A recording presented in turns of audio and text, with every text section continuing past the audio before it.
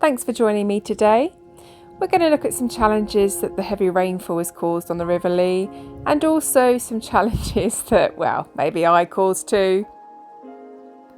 Let's talk about the problems I caused. I moved the boat and I hit the bank here with my fender, but unfortunately the fender's lined up in threes. So where I've hit the bank, I've kind of reordered them.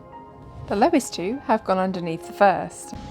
And in true Shara fashion, I'm going to ignore that task for a little bit longer and go for a walk instead. So the water levels are so high this week, I thought I'd take you on a little walk to see this beautiful weir of ours here. This froth is just due to the sheer force that the water is coming down. You don't normally see this here on this weir.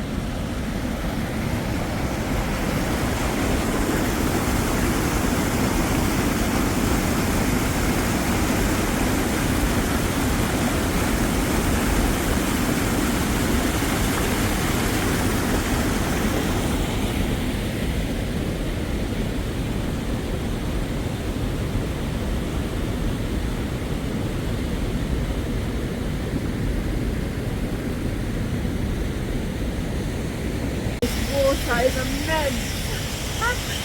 It's rained so much. Like a bubble bath down there. As you turn the corner there, going back over the bridge to the boat, it's nice and peaceful and quiet, and I find it so connecting watching the water moving so fast here when I'm looking on the bridge or out of my window. It's just really relaxing. Seeing the news this week, there's many people that aren't quite so lucky being on a weir, that are swimming to their boats or using kayaks to just get down the towpath. So we feel pretty lucky that we're by a weir and not under a tree. So I've just had a brainwave because James can't make it this weekend. And I have 3 fenders that are piled on top of each other that I need to fix, because any day now I know my boat's going to run out of water, so it's better to fix it now than wait until I need to put the engine on and move the boat. So just a reminder, this is the problem here. Okay.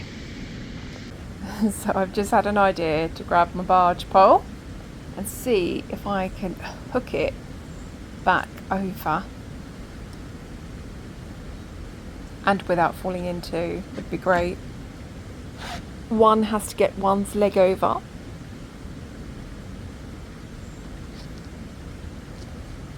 These fenders are really heavy. I'm sure if anyone out there's lifted a fender before, you'll appreciate that the weight of these wet fenders there. So the previous owner actually made these fenders. They're pretty impressive and they really do work well when it comes to impact or anybody mooring behind you, etc. But as I said earlier on, I caught these at an angle and side on. Wow, that was easier than the first time when we did it. We made a right pig's ear of it, but clearly we're learning. Thanks for watching everyone. Have a fantastic weekend. If you enjoyed this video, please consider hitting like and subscribe.